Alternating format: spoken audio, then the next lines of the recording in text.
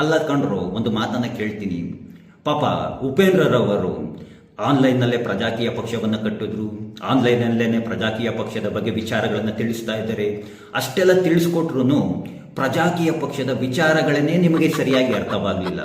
ಅಲ್ಲೆಲ್ಲೋ ಅಮೆರಿಕದಲ್ಲಿ ಕೂತ್ಕೊಂಡು ಉಗ್ರ ಸಂಘಟನೆಗಳ ಜೊತೆಯಲ್ಲಿ ಲಿಂಕ್ ಇಟ್ಕೊಂಡಿರುವಂತಹ ಒಬ್ಬ ವ್ಯಕ್ತಿ ಜಿರ್ಲೆ ಪಕ್ಷವನ್ನು ಕಟ್ಟಿದಂತೆ ಆ ಜಿರ್ಲೆ ಪಕ್ಷದ ವಿಚಾರಗಳು ಈ ಯುವ ಜನತೆಗೆ, ಯಾರೋ ಜೆನ್ಸಿಗಳಿಗೆ ತುಂಬಾ ಚೆನ್ನಾಗಿ ಅರ್ಥವಾಗ್ಬಿಡ್ತಂತೆ. ಈ ಜಿರ್ಲೆ ಪಕ್ಷದ ವಿಚಾರಗಳನ್ನು ಅರ್ಥವನ್ನು ಮಾಡಿಕೊಂಡು ದೇಶವನ್ನು ಕಟ್ತೀವಿ, ಹಾಗೆ ಬದಲಾಯಿಸ್ತೀವಿ ಅಂತ ಒಳ್ಳೆ ಮೂರ್ಖರ ಹಾಗೆ ಕುಣಿತಾ ಇದ್ದೇವೆ. ಈಗ ಜಿರ್ಲೆ ತಂದಿದ್ದಾನೆ, ನಾಳೆ ಹೆಗಣ ತತ್ತಾನೆ. ಇಲಿ, ಹೆಗಣ, ಸೊಳ್ಳೆ ಇದನ್ನ ಒಡ್ಕೊಂಡು ಕ್ಲೀನ್ ಮಾಡ್ಕೊಂಡೇ ಜೀವನವನ್ನ ಮಾಡ್ತಾ ಇರಿ. ಅಲ್ಲಿ ಯಾರೋ ಒಬ್ಬ ಹೇಳ್ತಾ ಇದ್ದ, ಏನದು CJP, ಕಾಕ್ರೋಚ್ ಜನತಾ ಪಾರ್ಟಿ ಅಂತ. ಇದನ್ನು ನೋಡಿ BJP ಆಗಿ RSS ಎದುರು ಬಿಟ್ಟಿದ್ಯಂತೆ, ಬಿದ್ದು ಬಿಟ್ಟಿದ್ಯಂತೆ. ಮನೇಲಿರೋ ಮಕ್ಕಳೇನೆ ಎದುರೋದಿಲ್ಲ, ಹಳೆ ಎಕಡ ತಗೊಂಡು ಪಟಾರ್ ಅಂತ ಹೊಡೆದ್ಬಿಟ್ಟು ಸಾಯಿಸ್ಬಿಡ್ತವೆ. ಇನ್ನು BJP RSS ಎದುರ್ತಂತೆ.